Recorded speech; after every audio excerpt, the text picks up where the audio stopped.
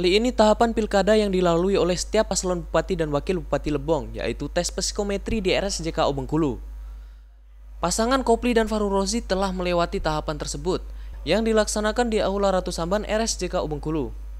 Dalam regulasinya, hasil tes ini adalah sangat menentukan dalam penetapan calon peserta kepala daerah, baik itu calon gubernur dan calon bupati yang akan dipilih pada Desember mendatang. Ya, sangat menyenangkan, sangat gembira kita mengisi tesnya dengan baik. Alhamdulillah selesai terisi semua. Apakah ada kendala tadi, Pak? Enggak ada.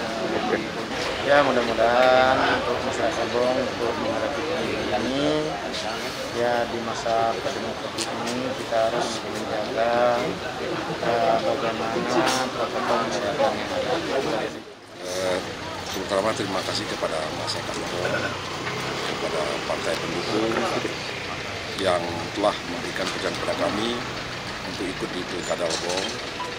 Beberapa tahapan sudah kami lalui, mulai dari tes psikologi, tes jasmani, dan pada hari ini sudah melaksanakan tes di Rumah Sakit Jiwa Bengkulu. Bisa kami lalui, semoga harapannya baik, kami sehat sehingga bisa bekerja untuk membangun Kabupaten Lebong yang kita cintai. Salam bahagia dan sejahtera. Dari Kota Bengkulu, Tim Liputan Lebong TV melaporkan.